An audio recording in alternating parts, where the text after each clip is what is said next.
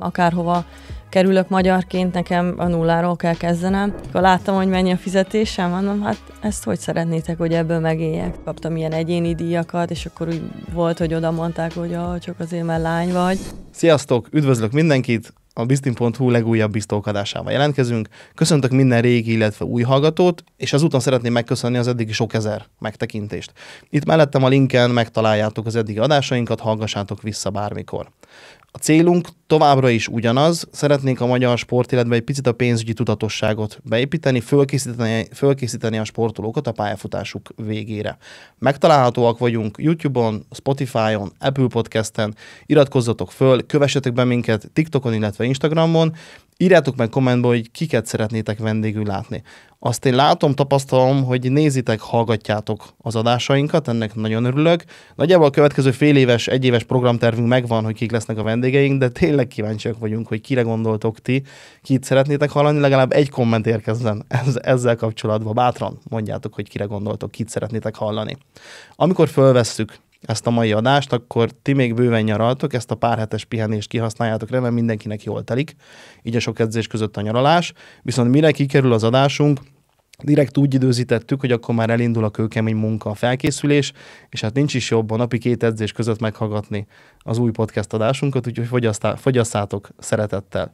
A mai műsorvezető társam ismét a Zéti lesz, aki szintén kihasználta a nyaralását, úgyhogy szia Zé, mesélj, merre jártál. Sziasztok, én is üdvözlök mindenkit. Igen, nekem is volt végre egy kis pihenőm, úgyhogy ugyanúgy, ahogy szerintem a hallgatóink többsége, nekem is volt egy ilyen 2-3 hetes pihenési időszakom, hát sikerült kimaxolni, azt gondolom, abszolút Spanyolországot meghódítottuk, úgyhogy most már készen állok én is arra, hogy induljon a felkészülés, az alapozás. Mikor kezdesz te? Jövő hét szerdán, ez most 18-a, vagy valahogy. 18-án. 18. És akkor lesz még valami, mész valahova, vagy most ez a kis spanyol körúttal megvan? Elég volt szerintem ez a spanyol körút, ezt kimaxoltuk, úgyhogy szerintem a következő pár napban már tényleg csak a fókusz azon a futásokon lesz, ami már úgy előre meg volt tervezve. És akkor készen állsz, egészségügyileg, fizikálisan rendben vagy, jövő héten kezdődik a nagyüzem? Így van, abszolút. Én úgy gondolom, hogy szerintem jó szezont is zártunk,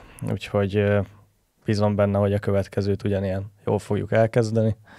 Úgyhogy fizikailag is teljesen jól vagyok. Hála az égnek, le is kopogom, ritka, de végre egy ilyen nyarat is el tudok kezdeni. Akkor vamos! A mai vendégünkkel azonban egy másik, sajnos kevésbé ismert oldaláról mutatjuk be nektek a labdarúgást.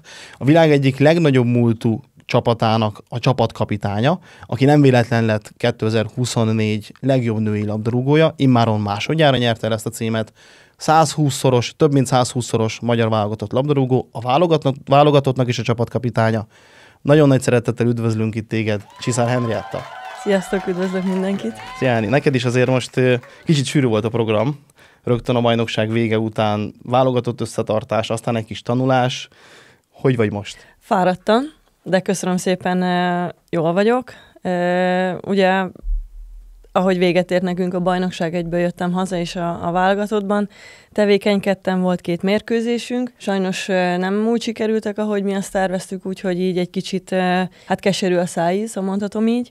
Viszont utána éppen ahogy Szegeden végeztünk a válogatottal, egyben mentem vissza Telkibe, és elkezdtem a UEFA Profi C licenszet, és tegnap ért véget, úgyhogy igazából ez az első szabad napom. A szabadságom kezdete az ma van. Úgyhogy örülök, hogy itt lehetek korán reggel. Köszönjük, hogy az első szabad napot gyakorlatilag velünk. Ráadásul hallottam, hogy azért ez a mostani C-licensz, ez megterhelő volt egy picit a reggeltől estig tartott komoly tanulással. Nagyon. Tehát nagyon intenzív, ugye ez kifejezetten profiknak van ez a tanfolyam, és a lényeg az, hogy 8 napba besűrítik nekünk az anyagot, és ezt úgy kell elképzelni, hogy reggel 9-kor elkezdjük, elméleti oktatás, utána kimegyünk gyakorlatra, tehát nekünk tartanak edzést, utána pedig mi megyünk pályára, és mi tartunk edzést gyerekeknek. Úgyhogy ez tényleg reggel 9-től volt, hogy 4-8-ig ott voltunk, és ez minden nap így nézett ki.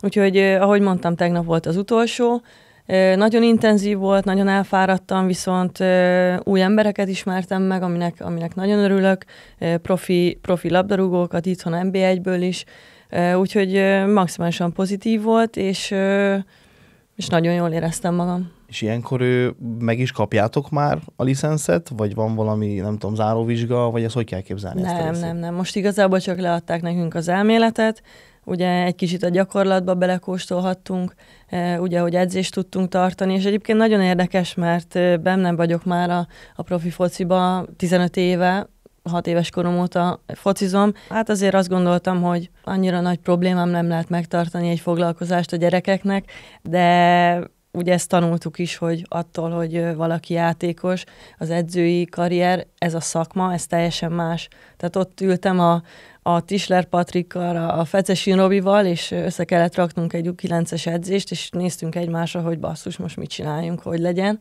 És érdekes volt ezt látni, megtapasztalni, hogy tényleg ez a szakma, igaz, hogy labdarúgásról beszélünk, de teljesen más, mint játékos és edző. Nyilván a fiataloknak azért gondolom máshogy kell fölépíteni egy edzést, tervet is, mint mondjuk egy felnőtt szinten, szóval azért valami időtartamban is, meg feladatokban is egy játékosabbá kell tenni, kicsit olyanná, hogy ők is azért megszeressék ezt a sportot. Persze, ugye az utánpótlásban U13-ig 14 éves korig igazából ez a lényeg, hogy szerettessük meg a játékot velük, és igazából az örömszerzés a cél. És akkor nyilván neked úgy kell ezt felépítened, hogy azért a futball is azért jelenjen meg. Nyilván nem az óvodás korosztályban, ott lényegében minden a játékokról szól, de azért szépen lassan, ahogy haladunk fölfelé a korosztályokba, azért egyre jobban jelennek már meg azért a futballal kapcsolatos, összjátékkal kapcsolatos dolgok, persze. És ha már gyerekek, meg így visszatekintünk egy picit, neked a labdarúgás iránti szenvedély az mikor jött el, vagy hogy kezdődött neked? Igazából a futball mindig jelen volt az életünkben. Édesapám profi labdarúgó volt, úgyhogy igazából mondhatom, hogy adott volt, hogy mi lesz az út. 3 fiútesom van, és igazából minden napunk arról szólt, hogy rúgtuk a labdát a kertbe, és hát anyának nem a legnagyobb örömére nyilván, de igazából... Addig, amíg nem a házba. Igen. Hát igen. És igazából tényleg minden napunk erről szólt, hogy ha nem edzésen fociztunk, akkor otthon szétrugtuk a kerítést, meg a kaput, úgyhogy igazából ez nagyon hamar kialakult bennem. Igen, mondtad, hogy 6 évesen kezdted, vagy 6 éves korodtól gyakorlatilag így az életed részévé vált. Hogy kezdtél ilyenkor elképzelni? Lementél a fiúkkal az ő edzésükre, vagy volt akkoriban ott Hajdunánáson valami létesítmény erre? Ez hogy nézett ki? Volt Hajdunánási focisuli néven 2000-ben indult el az Egyesület, és azóta is aktívan működik. Én ott kezdtem el játszani, és nyilván az elején az úgy indult, hogy akkor mi kísértük a fiútesóimat, és nekem is ott Bekemes mezem volt, ő volt a kedvencem, Stoplisba voltam. Tehát minden felszerelésem nekem is megvolt, vittem a kis labdámat, de soha nem álltam be az edzésbe, mert csak fiúk voltak. És akkor úgy így furán jött volna ki, hogy a lány, meg anya se szerette volna igazából. És utána ott a fiúk edzettek, és rugdossom a labdát, és kijött az edző, hogy anyukámat megkérdezte, hogy nem állhat be a kislány, és mondta anya, hogy nem semmiképpen, hogy nem szeretné, aztán csak addig mondta az edző, hogy na, hagyjáljon be, hagyd próbálja ki magát, hogy anya megengedte, és igazából onnantól kezdve kirobbantatlan voltam. Ott kiosztotta egy pár kötényt, kiderült, hogy jobb vagy, mint bármelyik fiú, és akkor... Ezt te mondtad. Hogy fogadtak egyébként ott mondjuk, nyilván gyerekként még talán nincs ez a nagy ellentét fiúk meg lányok között, de ott a csapattársak jobban figyeltek, vagy mire emlékszel? Szerencsés voltam szerintem, mert a srácok nagyon intelligensek voltak, meg nagyon jó közösség volt, tehát hogy egy kisvárosban egy kis focisuli igazából ott minden arról szól, hogy mindenki szeret mindenkit, ugye, mindenki segít mindenkinek, a szülők ott pokrócokon ültek, és úgy nézték az edzéseket, szotyiztak közben, tehát hogy alapból egy nagyon jó közösség volt, és ahogy mondtam, a srácok is nagyon intelligensek voltak, meg ugye ők ismerték már a tesóimat, a fiú tesóimat. Tehát, hogy ilyen szempontból idézőjelben be voltam védve, nem kellett nyilván megvédeni, de hogy tök jól alakult az elejétől kezdve. És akkor együtt is játszottál egy csapatba a testvéreiddel, csak mondom más korosztályba. Igen, 95-ös az öcsém, 93-as a bátyám, és igazából én végigjártam minden korosztályt, úgy mondom, hogy kezdtem a focisuliba, ott akkor velem 1 évvel fiatalabbakkal, ott játszottam az öcsémmel, viszont utána már felkerültem gyerekcsapatba, serdülőbe, és volt olyan is, ez utólag ez annyira vicces, mert annyira szürreális, hogy 94-es születésű vagyok, és játszottam az ifibe is, ahol 92-es fiúk voltak, tehát azt el tudjátok képzelni, hogy milyen fizikális különbségek voltak, de nem féltettem magam soha, ők se féltettek engem, tehát nem kezeltek úgy, mint egy lányt. Nyilván kaptam ilyen zrikákat, hogy mit tudom én, hogy menjek el táncolni, meg tudod, ilyenek voltak, de soha nem vettem magamra, meg igazából ezt köszönöm nekik, mert a mostani stílusomba ez megmutatkozik, hogy kemény vagyok, és nem hagyom, hogy elnyomjanak. És mikor vált el az, hogy a női meg a foci, vagy a fiú vonal? Szabály van erre, hogy meddig játszhat egy lány fiúk között, és igazából, ahogy én 8-ba elballagtam hajdonánásról, ez pont 17 éve volt, akkor ugye felkerültem Budapestre, és akkor ott már női csapatban, lánycsapatban játszottam. Budapesten a Ferencvárosban emelkedtél, hogyha jól tudom. Így van. Milyen a Ferencváros ilyen tekintetben? Tehát ott már teljesen külön van szedve, és akkor ott teljesen, mint nők, mint női foci, külön edzések, külön öltöző, külön öltözői hangulat. Így van, igen. Ugye ez 17 évvel ezelőtt volt, akkor született meg a harmadik testvérem, azért tudom annyira, mert amikor én elballagtam, akkor hozták a kis babahordozóba. Amúgy nagyon durva visszatekinteni, hogy ez már 17 éve, hogy én elkerültem otthonról, kis törékeny kislányként. Igen, ott bekerültem a Ferencvárosba, és akkor ott az utánpótlásba játszottam az U15-ös csapatba, 17-be. Igazából ott, ahogy a 15-öt már betöltöttem, ott már felvittek a felnőtt csapatba. Tehát ott elég gyorsan bemutatkoztam. Kiderült, hogy akkor az a kemény nevelés a többi fiútól Hajdunánáson azért beérett. Igen. Testvéreid megmaradtak a labdarúgás világába? Igen, fociznak továbbra is, de megyei szinten. Tehát igazából megvan a mozgás nekik, meg ugye a meccsek utáni rendezvények. Nyilván nekik inkább ez a prioritás most. Ott családon belül mennyire téma, vagy hogy szoktátok kezelni, hogy 3 fiú, 1 lány, és igazából egy válogatott játékos van közülük? Nagyon büszkék rám a fiúk, tehát jönnek minden meccsemre, hogyha itthon játszunk a válogatottal, akkor jönnek. Milánóba is voltak már megnézni, úgyhogy igazából nagyon büszkék. Nyilván, mikor gyerekek voltunk, kisebbek voltunk, akkor nekik annyira nem esett jól, hogy mondjuk én lettem a legjobb játékos, meg kaptam ilyen egyéni díjakat, és akkor úgy volt, hogy oda mondták, hogy csak azért, mert lány vagy, de nyilván ez most gyerekeknél ez szerintem teljesen rendben van. Meg az, hogy mindig volt egyébként köztünk egy ilyen egészséges versenyhelyzet, tehát otthon is. De ez, ahogy az előbb is mondtam, ez mind olyan dolgok, ami engem csak így megerősítettek, tehát nyilván 3 fiú testvér mellett azért ott észnél kell lenni. Igen, és amúgy az első ilyen nagy áttörés így a karriered során, az mondjuk lehet mondhatni, hogy az volt, hogy felköltöztél Budapestre, és akkor innen viszonylag egy új környezetbe kellett helytállni. Igen, hát az volt a legnagyobb ugrás, úgymond, tehát ott tényleg 14 éves kislányként kisvárosból, azért ott, hát nekem is ijesztő volt, de nem tudom, hogy anyukámék, ők ezt hogy élték meg, hogy felkerültem Budapestre, de itt hozzátenném megint azt, hogy szerencsés voltam, mert nagyon jó közegbe kerültem, nagyon jó közösségbe, ugye kollégiumban laktam, tehát ott meg nagyon szigorú szabályok alapján kellett ugye élni a mindennapokat, tehát hogy benne voltam egy rendszerbe, jó társasággal, jó közösséggel, igazából azt csinálhattam, amit a legjobban szeretek, úgyhogy minden tökéletesen alakult. Igen, azért szülőként is nagyon komoly megmérettetés, tehát hogy nekem is van egy kislányom, el sem tudom képzelni, hogy milyen érzés lehet elengedni ilyen kis gyerekként, mert hát gyerek voltál. Igen, az életed nagyobb százalékát töltötted nélkülük, mint velük, gyakorlatilag így kimondva, hogy azért az komoly támogatás. Igen, nem egy egyszerű szituáció, és ha tudtam volna közelebb menni, akkor valószínűleg mentem volna közelebb, de nyilván 17 évvel ezelőtt nem voltak még olyan lehetőségek, mint ami most például a kislányoknak vannak. Akkor még nem voltak, és ezért kellett ezt a nagy lépést megtenni, de nyilván ez azért lehetett, hogy elengedtek, mert tudták jól, hogy egyébként önálló vagyok, az, hogy fel tudom találni magam, az, hogy meg tudom védeni magam. Nyilván ezek a dolgok hozzátartoznak, meg segítettek. Ugye a másik meg az, hogy hogy tudták, hogy ez az álmom, hogy minden áron én ezt szeretném csinálni, és hogy tényleg nagyon elkötelezett vagyok. Ugye édesapám is profi volt, tehát tudta jól, hogy egyébként ez mivel jár, és tényleg megvolt a bizalom, és így elengedtek. És szerencsére egyre messzebbre kerültél. 20-21 éves korodban már nem is Magyarországon fociztál, hanem megkaptad az első olyan igazi külföldi ajánlatodat.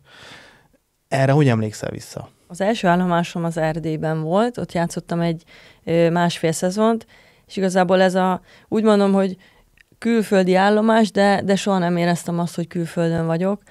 Csapattársaim is voltak nyilván román lányok, 4-5, nem tudom pontosan, de ők is beszéltek magyarul, értettek magyarul.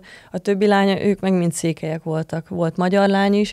Tehát, hogy tényleg az is egy olyan közösség volt, hogy nagyon jól éreztem magam, otthon éreztem magam, kicsit belekóstoltam ebbe a székely világba, ami nagyon-nagyon tetszett, és igazából fél évnek indult, hogy annyit maradok, és utána lépek tovább.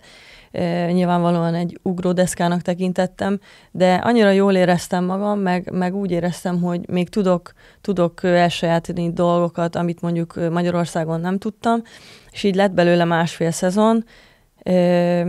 Nagyon jól éreztem magam, otthon éreztem magam, de nyilván, ahogy mondtam, ezt egy ugródeszkának tekintettem, és igazából végig azt terveztem, hogy innen mi lesz a következő lépés. Ami pedig egyenesen Németország. Így van, és először a Bundesliga 2-be, ott egy magyar válogatott csapattársam segítségével tudtam oda kimenni a csapathoz. Bundesliga 2-be az egyik legjobb csapatba szerepelhettem, és igazából ott fel tudtam készülni arra, amire én igazából vágytam, hogy Bundesliga 1-es játékos legyek.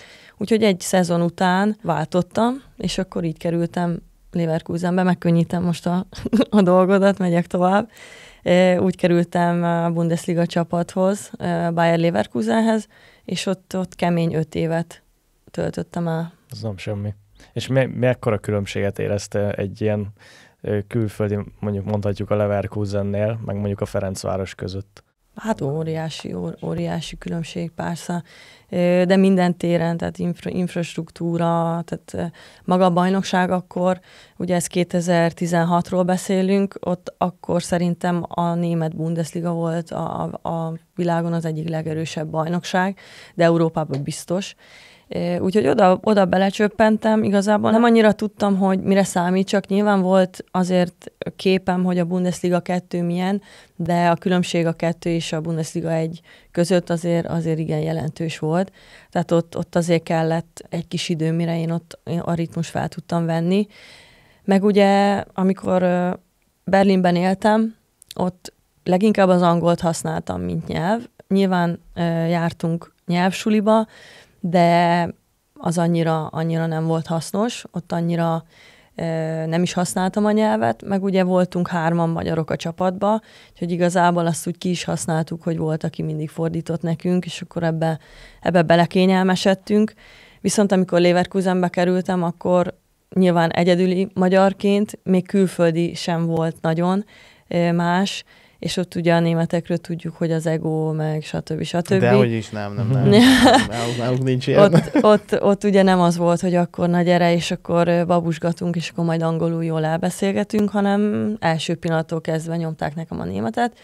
És ugye egy évből adódóan azért valami ismeretem volt, de azért ott a mélyvízbe ott belecsöppentem elég rendesen, és igazából egy fél év után azt mondhatom, hogy akkor ott tényleg felvettem a ritmust, ami a nyelvet illeti. A fociban hamarabb, ott hamar el tudtam magam fogadtatni, mert ott igazából azt számít, hogy látják rajtad, hogy na, van benned. Kijött az erőszakos énem. Ott kijött, hogy van bennem valami, és hogy tényleg megalkuvás nem tűrve. Tehát első próbaedzésen voltam még, és ott konkrétan rácsúsztam a csékára, és úgy rúgtam gólt, tehát hogy... Szép bemutatkozás.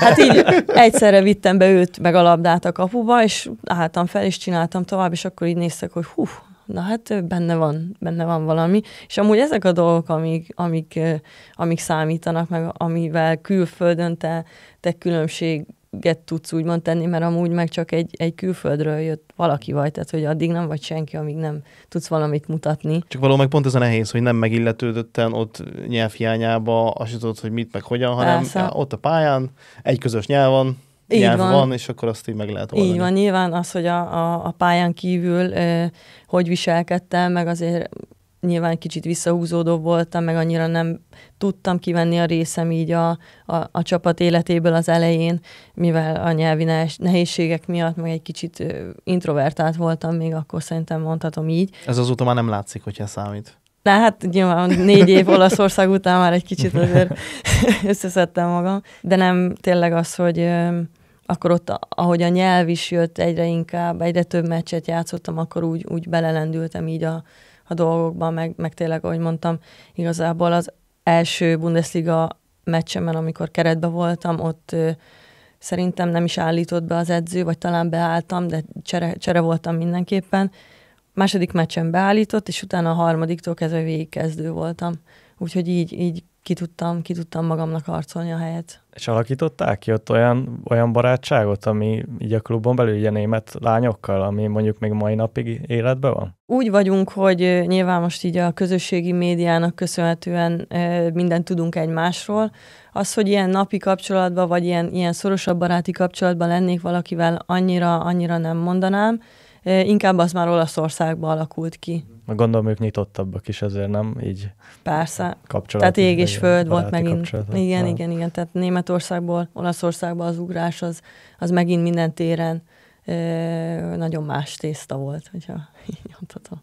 Milyen egyébként ott mondjuk a beillesztési folyamat, még egy picit Németországra visszaugorva, hogy lakhatás, esetleg tanulmányokat mennyire helyezik előtérbe, vagy erőltetik, mellékállás a foci mellett, vagy ezekről? Az egy nagyon kemény időszak volt, mikor én Németországba ugye kikerültem. Már ugye a Bundesliga 2-be is, mert ott komoly finanszírozási problémák voltak, tehát ott fél évig én nem is kaptam fizetést, és el akartam már igazolni fél évkor, akkor a Leverkusen már engem megkeresett, és lett is volna rá lehetőség, mivel nem kaptam 3 hónapig, 2 hónapig nem kaptam fizetést, és akkor volt egy olyan szabály, hogy megvan adott hónap, nem kapsz fizetést, akkor szabadon igazolhatóvá válsz. És akkor nyilván azt csinálták, hogy ugye nem menjenek el a játékosok, kaptunk valamennyi kis pénzt, de hát ez valami nagyon... Gondolom, hogy németeknél is van ilyen, hogy nem kap az ember fizetést. Hát igen, ez ugye még mindig, ez 2015-ben volt, Bundesliga 2-be, és hát ugye megcsinálták ezt, hogy akkor adtak pénzt, és akkor így a játékengedélyem az nem vált úgymond szabaddá, és akkor maradnom kellett, és ott utána már nem fizettek ki, tehát ott én úgy jöttem el onnan a csapatból, hogy benn maradt elég sok pénzem. Viszont úgy voltam vele, hogy amit igazából Erdélyben én ott összekerestem, azt fel is éltem nyilván Berlinbe, azért az élet, az nem egy olcsó mulatság. Annyi, hogy ott kihasználtak egy olyan lehetőséget, hogy volt egy olyan job center nevezetű, hát mondjuk hivatal, ahol ugye külföldiként te bementél, és ugye akkor volt 2015-ben ugye Angela Merkelnél, nem akarok ilyen nagy politizálásba bemenni, de akkor a bevándorlók akkor jöttek igazából a legnagyobb számba, és biztosítottak a német állam, ugye a jobcenteren keresztül tanulhattál nyelvet, kaptál lakást, abba kaptál támogatást, úgy mondom, és a klubunk ezt kihasználta, tehát hogy nem a klubtól kaptam lényegében, hogy mennyire legális, az egy másik kérdés. De dolgoztál is a foci mellett, vagy csak a foci volt? Nem, Berlinben nem dolgoztam. Aha. Akkor csak a foci volt, és mert az egy nagyon nehéz időszak volt, mert ugye, hogy nem kaptunk fizetést, ott a német játékosok, ők mondták, hogy jó, hát a sztrájk, akkor nem edzünk, de hát én ott voltam felnőtt válogatott játékosként, hát én ezt nem engedhettem meg magamnak. Úgyhogy volt olyan, hogy télen nem tartottak nekünk edzést, úgyhogy mentünk ki másik magyar lánnyal, Szabó Vikivel, mentünk ki a műfűre, ott volt közelünkben egy műfű, állt rajta 20 centis hó, és nyomtuk a box-to-boxot, tehát hogy igazából ez így nézett ki. Az profi. Nagyon komoly, igen.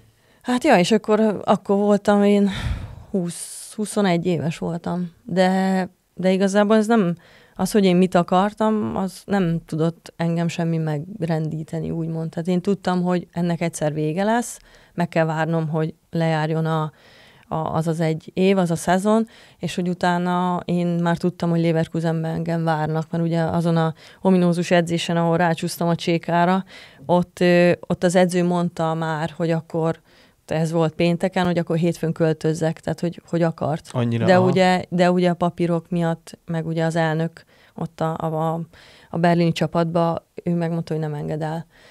Úgyhogy ott igazából nagyon kellett a mentalitásom. Így van. Ott nagyon kellett az, hogy tényleg tudtam, hogy mit akarok, és így tudtam elkerülni Leverkusenbe, ahol azt gondoltam, hogy na, akkor én onnantól kezdve a Schwab babis hús, és tele a zseb. Hát mert most mi, Bundesliga egybe? Hát hogyne?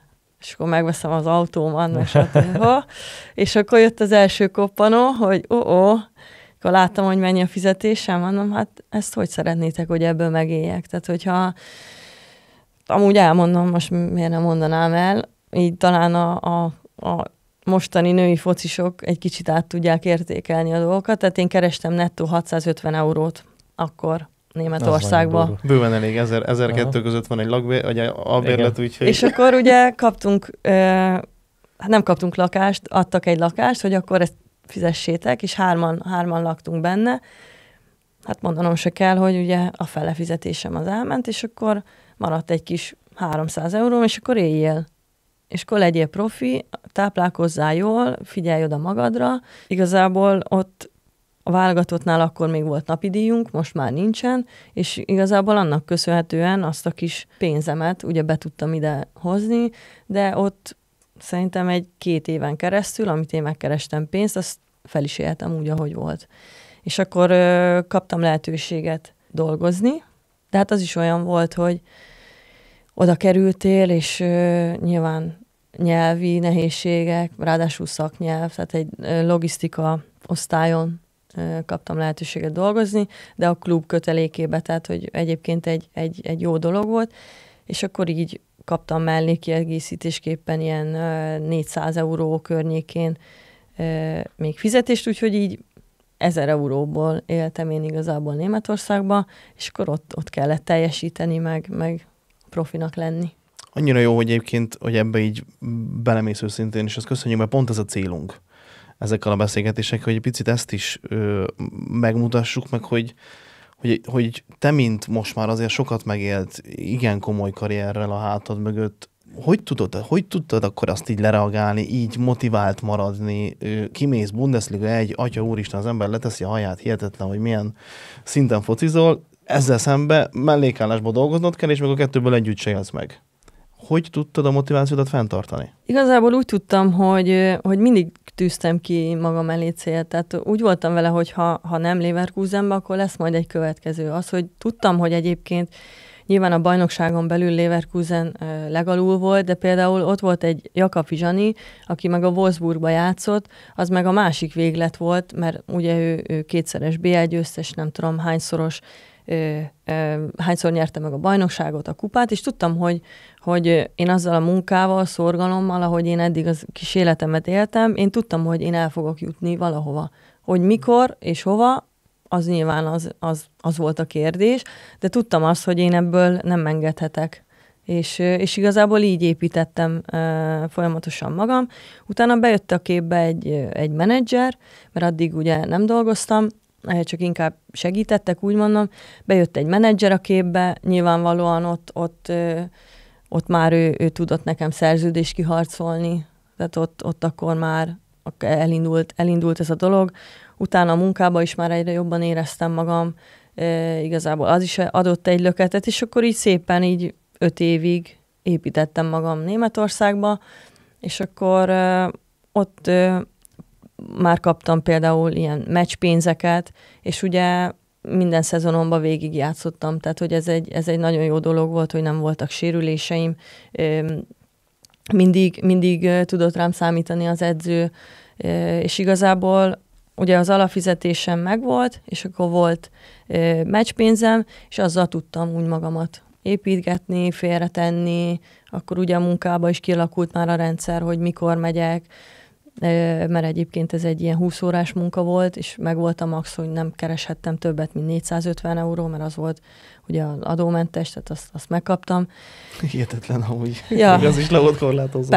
Persze. Hát igazából úgy jöttem el 5 év után Leverkusenből, hogy akkor úgy mondhattam, hogy na, akkor igen, itt már mondhatom, hogy keresek pénzt, és akkor felépítettem magamat. De egyébként ott is már az utolsó évben már csapatkapitány voltam, úgyhogy szépen így felépítettem magam. Egyébként elképesztő számomra, hogy ilyen hosszan ezt a motivációt ugye fent tudta tartani, és hogy hittél benne gyakorlatilag mondhatni vakon, hogy nem tudod, mi lesz ebből az egészből, de csinálod lehajtott fejjel, és hát hova vezetett az út? Hát most tudjuk, hogy most Olaszországba. Az arról mit tudnál mesélni? Igen, akkor beszélek itt is a váltásról, ugye. Leverkusenben azért már úgy megvolt egy ilyen standard, hogy akkor mik hogy mondjam, így a standard dolgaim, úgy fizetéstére, meg ilyenek, na hát Olaszországban nem így volt. Tehát ott akkor Kérlek, volt, hogy könnyebb lettél azt tudni kell, hogy akkor a Serie A még nem volt profiliga. Tehát ott a szövetségtől még nem kaptak új támogatást a csapatok, viszont én azt tudtam, hogy én Németországban mindenképp szeretnék eligazolni. Akkor már 26 éves voltam, és akkor váltottam menedzsert, és azóta dolgozok már együtt a Marozsán Dáviddal, aki a Marozsán Jennynek a bátyja, és ott én eldöntöttem, hogy nem szeretnék tovább Németországban maradni, és akkor az Inter engem keresett már hosszabb ideje, és nem tudtam, hogy mire számítsak, már 8. helyezett volt a csapat, tehát hogy abszolút nem volt vonzó, viszont az nagyon vonzó volt, hogy Inter, tehát maga a klub. Azért kiskoromból emlékszem, hogy ott azért milyen csapatok voltak, meg BL győzelem, tehát hogy nagyon vonzó volt. Stankovic, Adriano. Igen, hát voltak játékosok. Nagyon nagy nevek, tehát Zanettiről nem is beszélve. Tehát egy ikon. És akkor oda kerültem. Igazából az győzött meg, hogy ott Olaszországban egy nagyon ismert és nagy nevű edző került oda a csapathoz, és igazából nekem az volt a garancia, hogy na igen, itt elindul valami, és akkor ez volt 2021-ben, de hát nyilván ott is oda kerültél külföldiként, azzal, hogy magyar vagyok, annyira sok előnyöm nincsen, tehát a válogatottal ugye nem játszunk EB-n, nincsen nagyon esélyünk kijutni világbajnokságra, tehát ott nem nagyon tudom megmutatni magam. Nyilván az, hogy mennyi Bundesliga meccs van mögöttem, hogy hány válogatottságom van, ezek befolyásoló tényezők, de egyébként úgy annyira nem, akárhova kerülök magyarként, nekem a nulláról kell kezdenem, és ugye ez így indult az Internél is, elkezdtünk ott egy projektet, és ugye előre megyek, most ugye 4. évemet fejeztem be ott is csapatkapitányként, és most kiharcoltuk a klubnak az első BL szereplését, úgyhogy másodikak lettünk a Juventus mögött. Ehhez nagyon gratulálom, meg amúgy tényleg az, hogy Intermezbe csapatkapitányi karszalaggal, Jézusom, borsózik a hátam, ez hihetetlen. Igen. Hát ugye itt megint kijött az, hogy ugye ahogy fel tudtam magam építeni. A becsúszás, ugye? Tehát, csapatkapitánynak. Mindig ez a cél, rá kell menni, kicsit Interbe is így kezdődött? Lábszártörés. Hát ezt nem is tudom, hogy ez... Hát ott már jobban voltam focis. Ugye Németországban voltam inkább a daráló. De egyébként szerintem ez a legnagyobb erősségem most így, ahogy magamra tekintek, hogy ugye Németországban ott tényleg megéltem pályán kívül minden nehézséget, tehát ott alapból, hogy a bajnokság mennyire fizikális. Ott azért nagyon, nagyon fel kellett venni a kesztyűt, és ugye oda kerültem Olaszországba, ott meg inkább a lazaság, tudod, a németek, ez a nagyon egy út van, hát az olaszok azok meg ugye mennek, amerre éppen akarnak, és ahogy mondtam, hogy szerintem ez nekem a legnagyobb erősségem, amit pályán is tudok kamatoztatni, meg egyébként pályán kívül a civil életbe is, hogy tudom mixelni ezt, hogy azért a magyarság azért bennem van, azért tudjuk azért fifika, meg ezek a dolgok azért bennem vannak. Ugye Németországból elhoztam azt a keménységet, meg tényleg azt a mentalitást, hogy a falon átmegyek, hogyha kell. Olaszországban meg inkább ez a lazaság, ami rám ragadt. És ugye volt olyan a válogatottban, amikor Németországban játszottam, hogy így mondták a csajok, hogy Csiszi, amúgy mosolyoghatnál többet. Tehát, hogy amúgy nem kéne annyira befeszülni. De hát akkor én 6 év Németország után olyan feszült voltam, hogy az valami hihetetlen, és akkor oda kerültem Olaszországba, ott meg ugye minden a lazaság, meg hát dolce vitát, ezt nem kell bemutatni senkinek, és ugye ott meg megtaláltam azt a balanszot, hogy igenis profi játékos vagyok, és hogy a profi szemléletem az igenis németes, viszont amikor van rá lehetőség, akkor igenis el kell menni, akkor kell szórakozni, akkor jól kell magad érezni. Nyilvánvaló a foci stílus is teljesen más, tehát hogy végre focizhattam, és nem az volt, hogy akkor kontrajáték, és középpályásként csak folyamatosan be volt állva a nyakam, mert nem találkoztam labdával, de nevetünk, de ez tényleg ez így volt.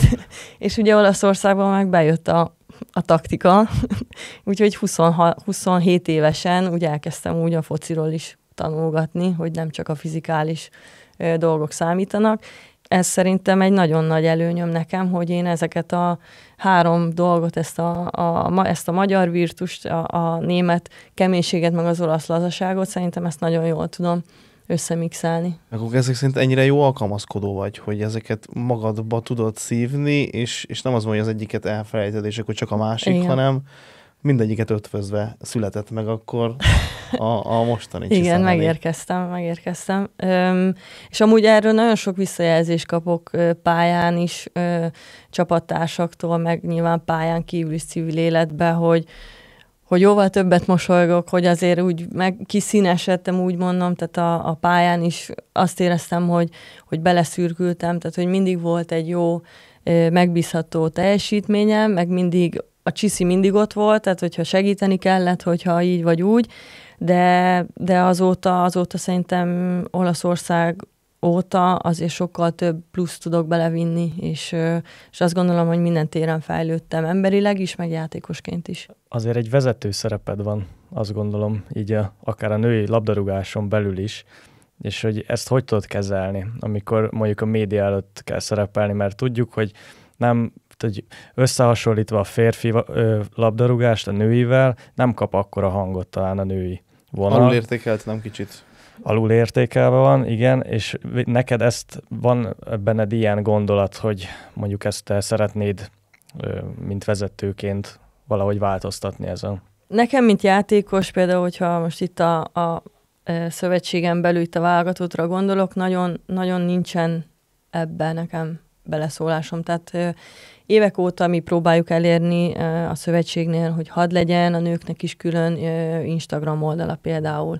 És hiába akadályokba ütközünk, tehát ugyanazt az Instagram profilt használjuk például a fiúkkal is, és ott nagyon komolyan meg van szabva az, hogy hány poszt mehet fel, hogy hány sztori mehet ki, és igazából ebből a szempontból mi olyan szinten le vagyunk korlátozva, hogy ott igazából nem nagyon tudjuk magunkat megmutatni. Nyilván televízióban közvetítik most már a mérkőzéseinket, csinálnak velünk interjúkat. Azért elindult egy folyamat, de azt gondolom, hogy a nyugati országokhoz képest nagyon le vagyunk maradva ilyen média szereplésekben. És mennyire, mondjuk akár ez a magánéletben, mennyire szereped, vagy használod akár a social médiát, Instagramot, amit említettél, olyan módon, hogy a labdarúgást reklámozd, a női labdarúgást? Én igazából csak erre használom a profilomat, tehát nyilván most, aki engem Instagramon megkeres, nyilván civil életből is, családdal kapcsolatban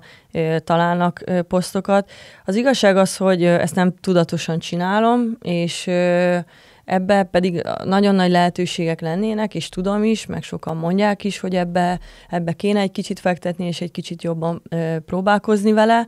Ez a jövőben egyébként egy ilyen tervként szerepel nekem, hogy egy kicsit a social médiában, Instagramon, TikTok az annyira nem áll hozzám közel, de egyébként abban is nagyon nagy lehetőségek vannak, hogy egy kicsit ezt az oldalamat is egy kicsit szeretném építeni a jövőben. És szerinted ez miért van, hogy ennyire le vagyunk maradva, akár külföldhöz képest is, női foci terén? Most ez egy kritika a játékosok és önmagam felé is, az, hogy nem tudunk eredményt felmutatni.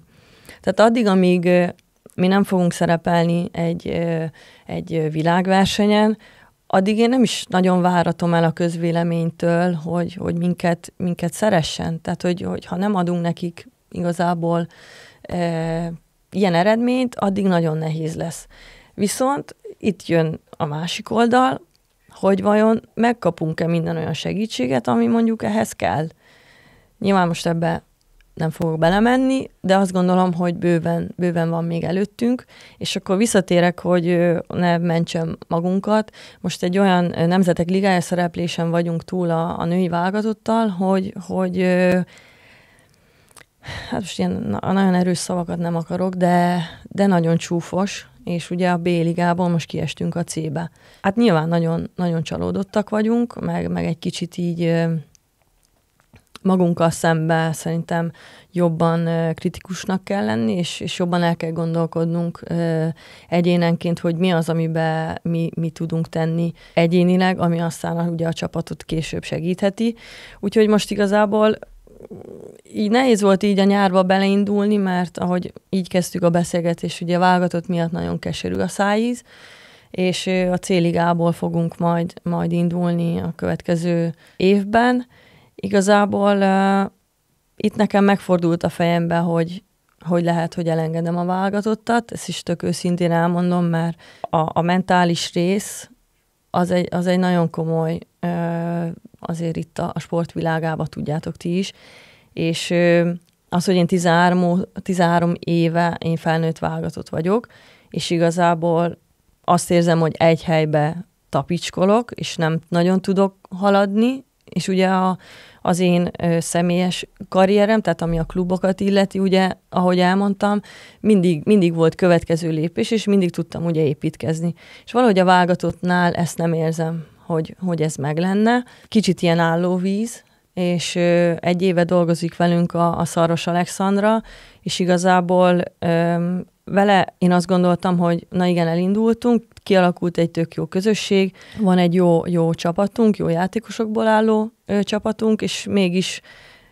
minden adott, úgymond, tehát van egy nagyon jó stábunk, felkészítenek minket, tényleg azt mondhatom, hogy minden adott, és mégsem vagyunk eredményesek. És igazából ez az, ami mentálisan nekem nagyon nehéz, hogy akkor mi lehet a baj. Tehát, hogyha... Milyen érdekes az amúgy, bocsánat, hogy belevágok, hogy ennél sokkal nagyobb nehézségeket éltél meg a pályafutásod elején, és akkor az, hogy ott folyamatosan lépkedtél fölfele, ezek a saját sikerként elfogadva ugye adtak elég motivációt. Itt a válogatottnál mi az, ami szerinted hiányzik, vagy minek kéne? Mert megkaptatok mindent, tényleg egész jó kis csapat gyűlt most össze. Én is azért jó párotokat ismerem személyesen is. Mi az a plusz egy, ami kéne? Mit láttok ti? Igazából ezt már nyilatkoztam is máshol, hogy tök jó, hogy elértünk most már egy olyan szintre, hogy a játékosok külföldön játszanak. Tehát, hogy külföldi csapatokban vannak. És itt jön az, hogy játszanak, nagyon sokan nem játszanak. Tehát, hogy tök jól néz ki, hogy nem tudom milyen klub van a nevem mellett, de ha ülök a kispadon, az se a játékosnak nem jó, se a válogatottnak nem jó. És ugye most pont egy olyan időszakban vagyunk, ahol sok meghatározó játékosunk nem játszik meccset. És ez így nagyon nehéz, és láttuk, hogy most is a fehér oroszok ellen megégtünk, nem tudtuk megnyerni ezt a meccset, és hiába vagy te egyénileg jobb játékos, mint bármelyik fehér orosz, hogyha nem vagy meccsben, nem vagy olyan állapotban, akkor igazából csak szenvedünk.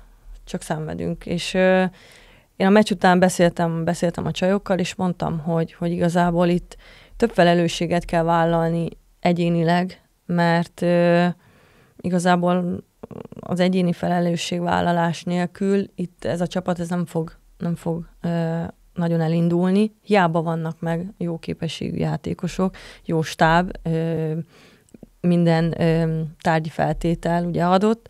Igazából az kell, hogy tényleg a játékosok egy kicsit magukban nézzenek, és értékeljék azt, hogy valójában hol vannak, hol tartanak, és hova akarnak eljutni. És igazából ez számomra a nehézség mentálisan, hogy 13 éve, hogy még nem láttam azt, hogy na most elindulunk valahova, és ugye mindig célokat tűzök ki magam elé, és én kitűztem azt, hogy én a válogatottal szeretnék Európa-bajnokságra kijutni, és ugye ezt a 2025-öset, ami most fog indulni majd Svájcba, EB-ezt tűztem ki magam elé, és nyilván mikor ott vagy, hogy nagyon esélyed se volt kijutni, akkor úgy egy kicsit úgy megállsz, és akkor át kell gondolnod, hogy egyébként ad-e nekem ez még annyit, hogy ezt még tovább csináljam, vagy nem. És most a Fehér Orosz meccs után leültünk a csapattal, és ott benn volt a stáb, beszéltünk, és hát egy hajszál választott el, hogy akkor azt mondjam, hogy hát akkor én ezt köszönöm, de hogy én ezt nem tudom tovább csinálni. És akkor körbenéztem az öltözőbe, és láttam a megrendült arcokat, meg tényleg az, hogy amúgy tényleg mindenkinek fáj ez, hogy nem tudunk előrelépni, és akkor úgy voltam, hogy akkor elszámoltam 10-ig, és akkor azt mondtam magamba, hogy jó, akkor nézzük még meg, hogy ebben mi van. Igen, azért az biztos, hogy így nagyon nehéz lehet, de most van talán a leginkább fejlődő félbe a női labdarúgás. A világszinten is, Magyarországon is, úgyhogy én összességében nagyon azt kívánom, hogy ez működőképes legyen a következő években. Ami a legjobb, hogy a te saját igazából karrieredet ez nem befolyásolja. Még amíg nem befolyásolja, addig meg maradjon a magyar válogatott. És hogyha a te karrieredről beszélünk, ott kint Olaszországba most már azért tényleg sok tapasztalattal meglett nőként, mennyire vagy tudatos, vagy mikortól lettél tudatos pénzügyileg? Tehát amikor te kikerültél, mondtad, hogy egy picit ott változott a helyzet, most már azért keresel olyan pénzeket, hogy igen, megéri, meg tudod venni az autót és a társai. De mikor lett az, vagy mikor alakult ki ez benned, hogy oké, akkor tudatosan kezded el így fölépíteni akár a karriered végére? Milyen ott mondjuk a sportbiztosítási helyzet, köteleznek titeket erre, vagy nem? Az hogy néz ki? Ugye, ahogy említettem már, Németországba lényegében a nulláról indultam, és ott az utolsó 2-3 évenben volt ugye már a menedzser megjelenésével, tudtunk olyan szerződést kiarcolni, hogy azt mondhattam, hogy most már keresek pénzt. És ott igazából egyből vettem egy autót, tehát hogy azt nagyon szerettem volna, hogy legyen egy saját autóm, úgyhogy igazából ott nagyon gyorsan le is nulláztam magam. Így bocsánat, így 8 év nyugat-európai karrier után, tehát hogy ezt innen üzenem amúgy ez 5 éve magyar volt. Férfiaknak, akik MB3-ba szeretnének luxusautóval közlekedni, hogy van kitől tanulni egyébként. De nem, hát ez konkrétan 5 éve van meg az autóm. Tehát hát ott 2-3 évet gyűjtöttem arra, hogy tudjak venni egy autót, és akkor ott ugye lenulláztam, akkor ott elindultam újból. Emiatt annyira a pénzügyeimmel nem kellett foglalkoznom, mert nem volt. És ott igazából hát a nulláról elindultam. Hát mondjuk úgy, hogy akkor onnantól kezdve, hogy megvettem az autómat, ugye ez 5 éve volt, és akkor igazából most jutottam el oda, hogy azért van egy kis összegyűjtött pénzem, és most már el tudok gondolkodni azon, hogy vegyek egy lakást, vagy valami másba fektessek esetleg. Úgyhogy igazából ez nagyon aktuális ez a beszélgetés, mert ez minden ilyenben segítünk amúgy. Mert igazából ez most kezd úgy elindulni, hogy akkor most már ne csak az legyen, hogy tényleg a párlámba bevarrom a kis pénzemet, és akkor majd lesz vele valami, hanem most kezdek el úgy igazán a jövőre tudatosan tervezni. Bízunk benne, hogy ez a lehető legjobban fog működni, szóljál, és akkor tényleg segítünk mindenbe. Sportbiztosításra terelve egy picit a szót. Én úgy tudom, hogy nem volt neked ott kint, sőt egész karriered alatt sportbiztosításod. Mióta van, miért van? Erről létsz egy picit, hagyd de nekem kelljen mondani. Igen, hát végigjátszottam úgy majdnem az életemet, hogy sportbiztosítás nélkül, és igazából nem is volt soha senki olyan, aki erre felhívta volna a figyelmet, se klubba, se így magánszemélyként, hogy amúgy be vagy biztosítva, tehát hogy mi történik, ha eltöröd a lábad, hogy akkor mi lesz vele. Tehát ilyen nem volt, és nem is gondoltam igazából rá. Aztán volt egy válogatott összetartásunk, ahol jött egy vendég előadó, nem előadó. Én voltam az, hogyha nem lenne tiszta, hogy... Jöttél, és igazából tartottál egy tök jó előadást, és akkor így sokunkba ez így felvillant, hogy basszus egyébként, hogy ez egy mennyire fontos dolog ez. És mert ugye a klub által mi valamilyen szinten be vagyunk biztosítva, de az nem ránk vonatkozik, tehát az teljesen más. És egyébként az olasz ligában is most már így a játékosok védelme úgymond elindult, tehát hogy felhívják a figyelmünket rá, hogy kössetek biztosítást, és hogy így figyeljetek magatokra. És akkor ott amikor bejöttél ott a válogatottba, akkor ugye utána már nem is sokkal szerintem felvettük a kapcsolatot, és hát mit ad Isten, ugye aláírtam a papírokat, és 3 hétre rá belekönyököltek a szemüregembe, konkrétan is 2 helyen eltört a csontom. Azért most itt 2 arccsontossal ülsz egy stúdióban. Kicsit aggódok. Igen, az én is összetörte a gyárod az arcát. Ó, basszus. Ja. De ő szerencsésebb helyzetben volt, mert nem kellett műteni. Igen, nekem a műtét az pont így kimondom, mert nekem csak 2 millit mozdult beljebb, úgyhogy nekem ilyen határeset volt, de az égnek megúsztam. Fix, aki velem szerződés köt, az tudja, hogy eltöri az arcát, gyerekek. Na hát igen, én nem voltam ennyire szerencsés, de amúgy annyira nem is. Abban a pillanatban, amikor megütöttek, akkor nagyon nagy volt a fájdalom, akkor ott nagyon megijedtem, viszont utána következő nap már annyira nem is fájt, tehát nem is szedtem be fájdalomcsillapítót se. Nyilván megvolt, nagyon durva helye volt, megéreztem, hogy érzékeny, de nem gondoltunk arra, hogy nagy baj lehet. És akkor másnap ugye megjelentem edzésembe, mentem fizióba, és akkor jött a csapatorvosunk, aki egyébként arcsebész volt, még amikor aktív volt, és jött, és így benyúlt így a szemüregembe. Hát mondom, ezt ne tessék csinálni, mert ez nagyon kellemetlen. És mondta, hogy hát szerintem ez el van törve. És akkor másnap kezdtem a kórházba. Most már biztos, igen. Eddig csak 1 helyen volt, de 2. Most már műteni kell. És kezdtem a kórházba, másnap megcsinálták a röntgent, és azt tudni kell, hogy ez pont a Európa-bajnoki selejtező play-off előtt volt konkrétan, és ugye a radiológus nem mondhatna véleményt, nem mondta, hogy amúgy el van törve az arcod, tehát hogy fel akart így készíteni, hogy figyelj, ebből valószínű, hogy ebből műtét lesz. Na és akkor ott nagyon letörtem, meg ugye a bajnokság elején voltunk, tehát ez szeptember végén történt meg ez a baleset, és október közepén műtöttek 2 hétre rá, és ugye ez pont beleesett a válogatottba, tehát ott is az is rosszul esett, nyilvánvaló, hogy ott nem tudtam segíteni. Nyilván a klubban ez más, mert ott vagy még a bajnokság elején, 4 darab bajnokit hagytam ki, tehát hogy egyébként meg nagyon jó volt jó ütemben ment a felépülés, meg igazából a műtét után 3 nappal már biciklire ráülhettem, és akkor tudtam folyamatosan terhelni magam, úgyhogy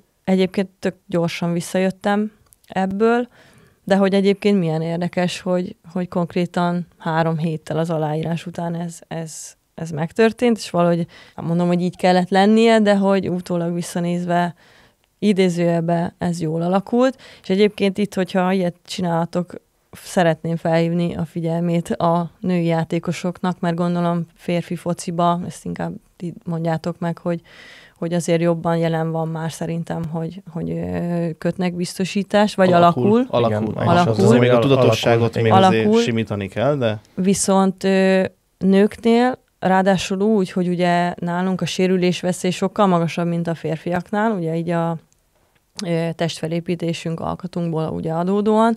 Tehát rengeteg keresztszalagsérülés van, ugye itthon is hallani, külföldön is, akárhova mész, igazából tele van sajnos keresztszalagosokkal a mezőny. Nekem is nagyon sok barátom van, aki túlesett, vagy éppen most van, vagy már a másodikból jön vissza, és a legtöbbüknek nem volt igazából biztosítás, és akkor viccelődnek velük, hogy amúgy már hajót vehetnél, meg ilyenek, mert tényleg egy keresztszalagba 2-szer, tehát azért ezek komoly dolgok. Igen. És valahogy ez nem alakult ki, nem volt idézőjelben divat, úgyhogy én remélem, hogy most aki akár ezt hallgatja, hogy egy kicsit ebbe belegondol, és amúgy tudom, hogy például a válogatottból többen vannak, akik vagy már kötöttek sportbiztosítást, vagy még előtte vannak és szeretnének.